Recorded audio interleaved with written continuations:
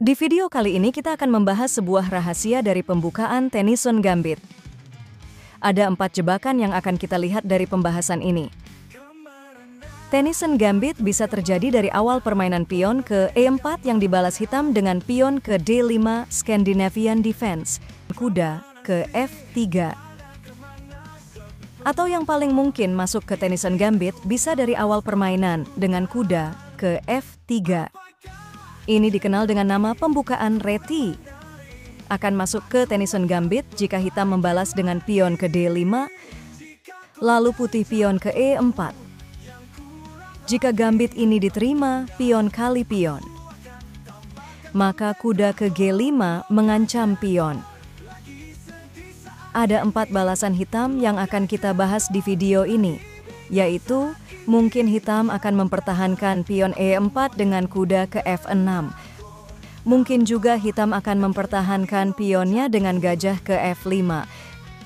Mungkin juga akan dengan menteri ke D5 melindungi pion sekaligus mengancam kuda. Dan mungkin hitam akan memajukan pion ke F5. Semuanya akan kita bahas satu persatu. Pertama, jika kuda ke F6, maka majukan saja pion ke D3, mengancam pion. Jika E kali D3, gajah keluar kali D3. Keuntungan putih akan terjadi jika di posisi ini, pion mengusir kuda ke H6. Jika kalian di posisi hitam menemukan posisi seperti ini, jangan coba-coba memajukan pion ke H6, karena kuda akan dikorbankan kali pion F7, mengancam menteri dan benteng. Keuntungan putih di sini, jika menteri lari, putih akan dapat benteng. Dan lebih parahnya, jika raja berani kali kuda. Lalu apa yang akan terjadi jika raja kali kuda? Jika raja kali kuda, gajah akan melakukan skak ke G6. Setelah raja kali gajah, menteri hitam akan hilang disantap menteri. Oke, kita lihat lagi ke posisi setelah kuda ke G5 mengancam pion. Jika di posisi ini hitam gajah ke F5, maka menteri akan ke E2 membantu kuda mengancam pion. Jika menteri ke D5, kuda ke C3 terlebih dahulu. Jika tadi menteri langsung ke D4, maka menteri melakukan skak ke B5. Gajah jadi terancam. Kemungkinan gajah akan digunakan untuk menutup dan menteri putih jadi terancam. Maka menteri kali pion B2 mengancam benteng. Jika ingin melindungi bentengnya, biasanya gajah akan ke C6.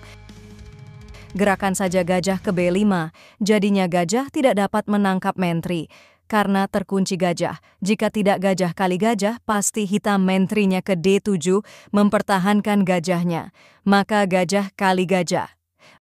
Menteri hitam jadi terancam gajah. Langkah terbaik hitam itu kehilangan bentengnya dengan melakukan kuda kali gajah. Jika ingin mempertahankan benteng, dengan melakukan menteri kali gajah, ini lebih parah karena secara otomatis petak C8 tidak ada pelindung, maka skakmat. Selanjutnya, kita lihat lagi ke posisi setelah kuda ke G5.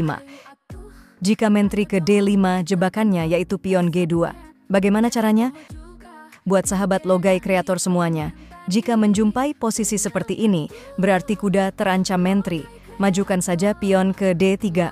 Selain membuka perlindungan gajah terhadap kuda, ini juga menjebak hitam dengan memberi jalan menteri untuk menyerang pion G2. Buat hitam pastinya akan melakukan E kali D3. Disinilah jebakan dilakukan.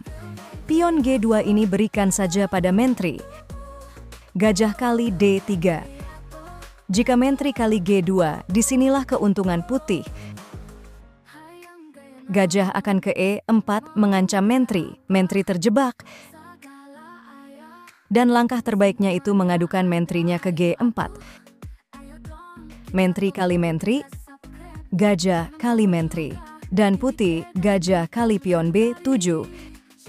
Dan di langkah berikutnya, putih akan dapat benteng.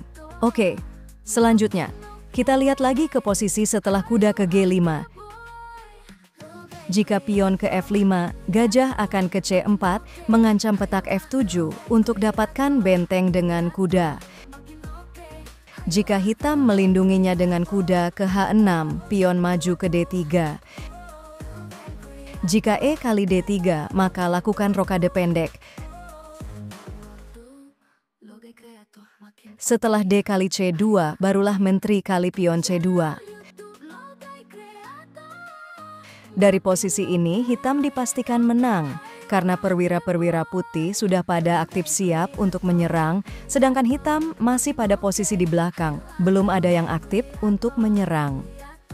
Oke, sekian dulu untuk pembahasan kita kali ini. Semoga video ini bermanfaat. Mohon maaf jika ada kesalahan. Terima kasih sudah menonton. Sampai jumpa kembali di video-video berikutnya.